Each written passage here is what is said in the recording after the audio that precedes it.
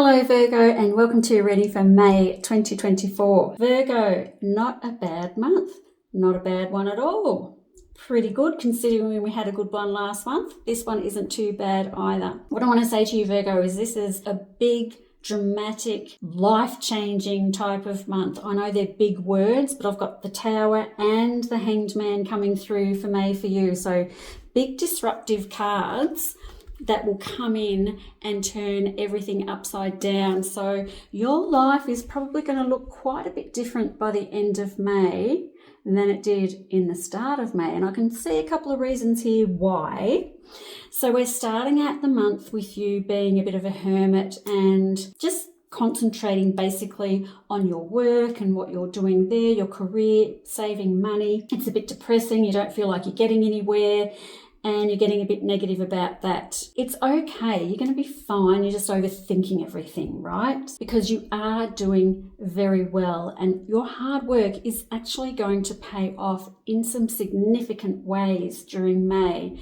So whether that be your business, your work, a promotion, or some sort of influx of money coming in, I have sudden and unexpected news coming around that. Bloody love it. I tell you, I actually love it. You know, you are quite diligent, Virgo, and sometimes you might feel like no one sees you, but they do see you and your hard work is paying off. It's also got some sort of other thing coming in here about learning or learning something new, and that opens other pathways for you as well.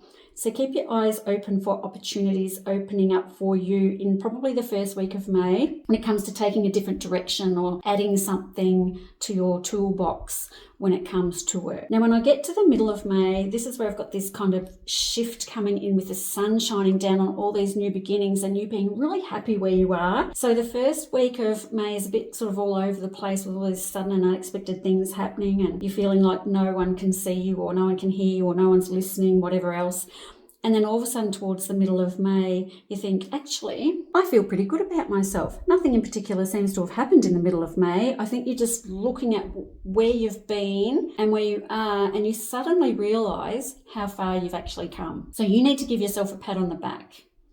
Because if you've been hermiting and just going to work and not doing much, then it's time for you to look back and go, actually, I have done a lot and I have come a long way and I am on the right path. So Virgo, you are on the right path. Even if you think you're not, you are. Now, when I get to the last part of May, this is when it gets nice and interesting because I've got a rebirth, a new you, and I have got a new relationship coming in with my Two of Cups.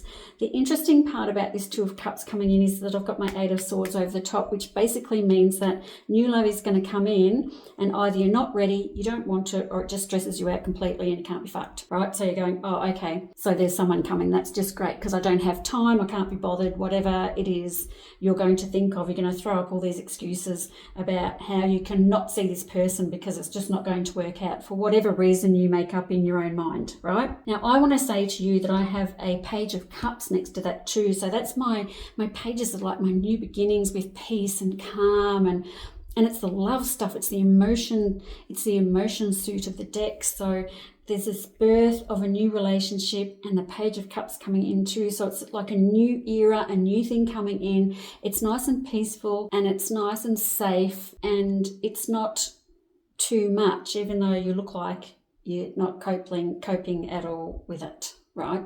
You'll be fine, Virgo. Stop worrying about bloody everything. And then I get to the end of the month and then it's where I've got the Hanged Man coming in. So the Hanged Man is one of those cards where I'm looking at your journey through May, and the end of May is going to look very, very different than the start of May for you. And I actually really like it. You know, I really, really like it. If there are any Virgos who are trying to get pregnant, this is full of pregnancy and fertility cards as well. I've got my Queen of Pentacles, I've got my Ten of Pentacles, I've got my Sun card. They are all birth cards as well. So anyone who's trying, please don't give up hope. You may be giving up hope around that, whether you're going to have your own family or have another child or get pregnant in the first place, whatever's going on in your mind. I have got all these beautiful cards around here. Just relax. Let go of the desperation and let it happen. This could also be another member of the family coming in, like a pet, like a cat or a dog or something like that coming into your family And I really like that as well. But for you, Virgo, during May, it's like all your hard work, everything you've been doing, it's about to pay off with wonderful results. When someone asks you out on a date, just say yes and see what happens. You don't have to freak out about the whole bloody thing. All right? That is May for you. Thank you so much for listening, and I'll see you next month. Bye-bye.